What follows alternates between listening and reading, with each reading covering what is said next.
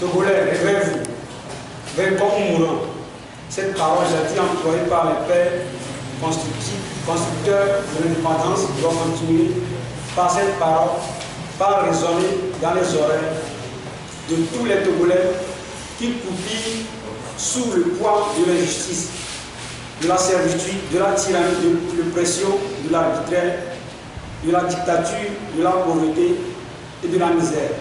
Nous devrons tous, sans distinction de partis politiques, d'ethnie, de langue, de religion, nous réveiller de notre profond silence et de notre profond sommeil pour enfin dire non à toute injustice et toute violation de nos droits.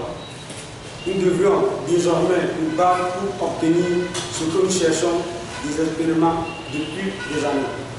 Après ces longues années de silence, nous ne devons plus rester les bras croisés, la bouche muette, l'esprit tendre et calme, car personne ne viendra le faire à notre place. Nous devons nous battre corps et âme pour arracher notre libération. Nous devons combattre toute oppression envers la terre de nos aïeux, vaincre ou mourir pour les réformes, la transparence des élections et l'audit du fichier électoral.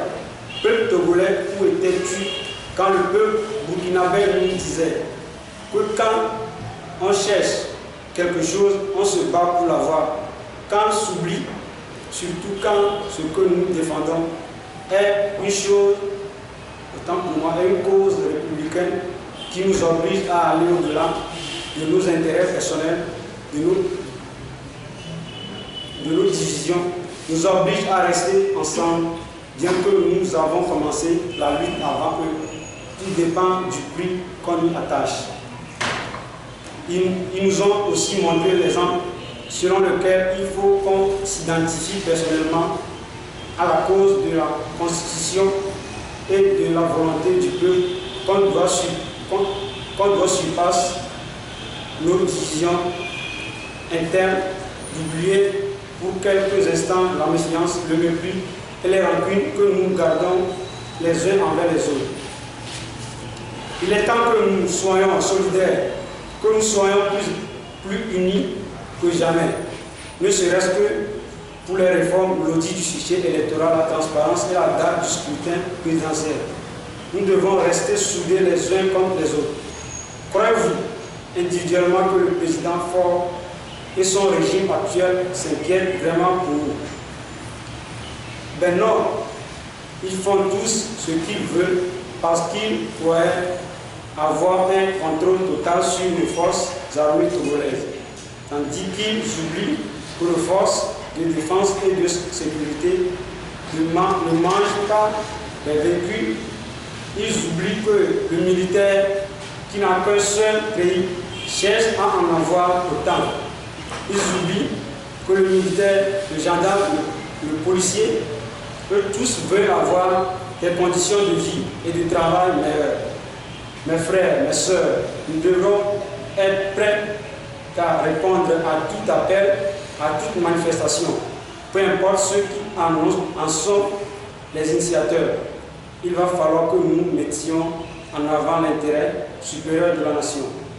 Il va falloir que nous surpassions les politiciens pour agir. Oui, agir pour se libérer, car le politique qui vit déjà dans le confort ne souffre pas. C'est nous, toi et moi, qui vivrons sous le seuil de la pauvreté.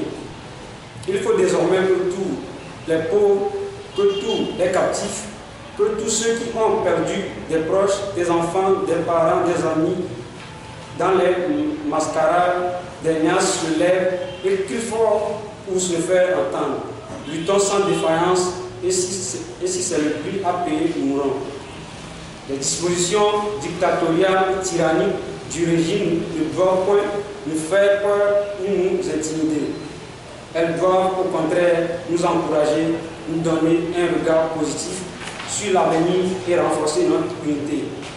Nous devons aussi dire non à toute stratégie divisée pour régner.